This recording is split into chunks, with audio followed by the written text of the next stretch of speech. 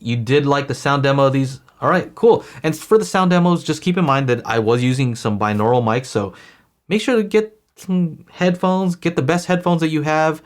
You know, if you have earbuds, that's better than nothing, but don't listen on like phone speakers or computer speakers. It's not going to tell you anything. You have to have something with at least some bandwidth to be able to produce the bass to give you an idea of what these do. Chris Wyndham says free shipping, correct? DSP would be good for the speaker. Yeah, so that's the other thing. Thank you, Adir. Adir, you're the man. That's awesome because I forgot to mention that actually. Because the directivity looks good, meaning the on axis and the off axis are similar, right? Not like, okay, on axis this way and then the off axis is something totally different. Because as you move side to side, the directivity is smooth, right? You're getting a smooth off axis response. That means that any of those little issues that you may not like, you might be able to correct those. You probably can correct them with DSP. You know, it's the ones where there's something you don't like, but it's only on the on-axis response and not the off-axis or vice versa, right? It's on off-axis and not on-axis. You can't fix it because if you try to fix one, well, it ruins the other, right? So you need to be able to fix both at the same time, and the only way is if the curves are the same. Not everyone has 10K to spend on sound. This is a good alternative for the masses who want good sound but aren't willing to put their life savings out. Yes, let me just put it this way. I get to test speakers out all the time, right? So, you know, I get to play with all this stuff. It's cool. Expensive stuff too. It gets to a point where I get more excited when somebody else tells me, man, I got this system. It sounds awesome. This is my first system. I love it. I can't believe it. And then they get hooked, right? They get hooked. Next thing you know, they're asking me about DSP and all kinds of stuff, right? That's what I think is exciting. You know, I get to play with all these toys. So for me to see somebody else enjoy it is almost more exciting than, you know, me getting to enjoy. I don't know. I enjoy these a lot, so maybe not. Yeah, so Beatmania boy says, if you ran these active with DSP, I think they could be punching way above their price range. And I can confirm that because I have these set up in my home theater. So front, floor standing, so the towers for the front, left and right. The center, C6, they call it. And then these are the two surrounds, and then I have some other stuff for the height speakers or SVS, rear channel or PSB, all kinds of stuff. And then, of course, subs. But, you know, part of what I do is I spend lots of hours DSP correcting my system. And these speakers without DSP, so it's very easy to go on the Denon, pure direct mode versus DSP corrected. I can just easily go back and forth. And I can say DSP corrected sounds better. But it's almost surprising because I can go to pure direct and I'm still like, that sounds pretty good too. Sounds pretty good. The main thing I do is I don't like brighter speakers, and I think these are just on the edge of like, some people might find it a little too bright, some people might want it a little bit more if you're used to like brighter speakers. To me, it's perfect, right? It's perfect as is. I don't mind if they're recessed a little bit depending on the content. It really depends on the content at that point. Like for movies, a lot of times you'll see that people put a cinema filter where it cuts off some of the high frequencies. So would you consider keeping these? Yeah.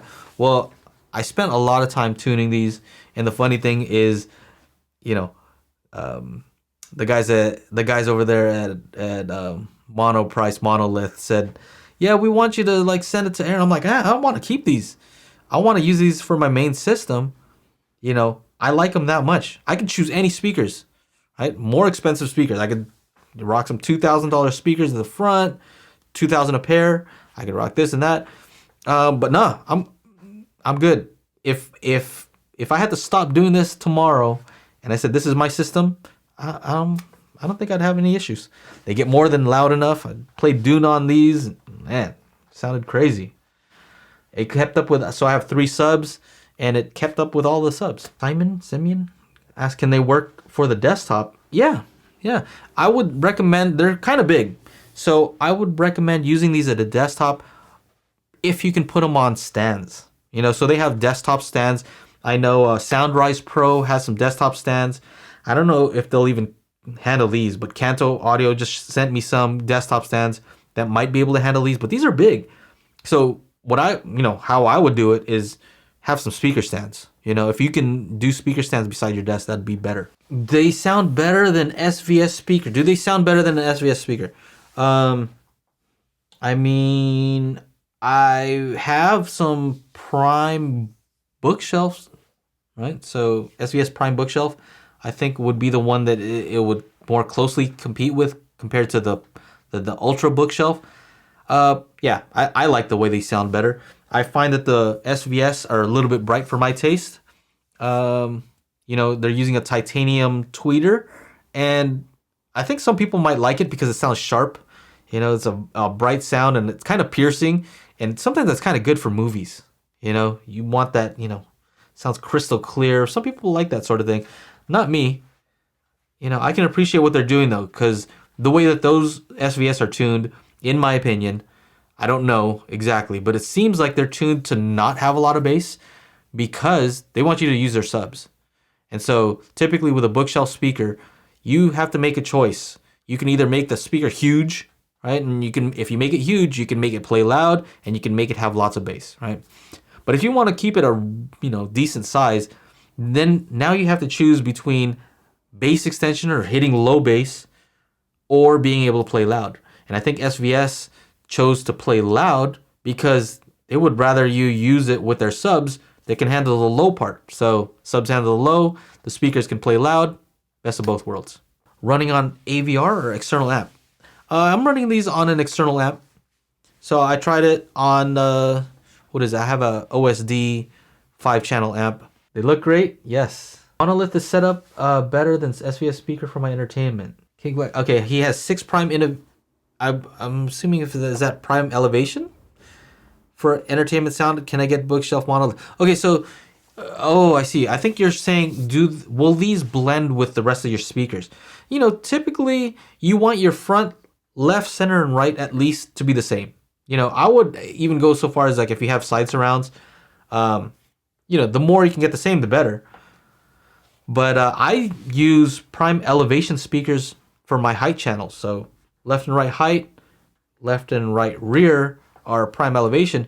And I think it's the job of the DSP room correction, if you're using Odyssey or Dirac, to make speakers sound more similar. So of course they're not going to sound exactly the same, but at least the same level, and kind of if you have a target curve, kind of get all the speakers to sound similar, more similar than without it. So that's the job of your AVR. I answered this one, used for desktop monitors. I think that for desktop, they're probably a little bit big. I have here an OSD monitor that I'm going to review soon. Hold on.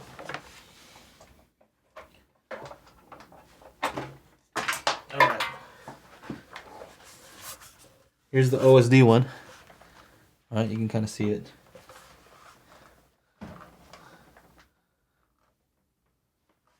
And then the top, though, I guess you can see it this way.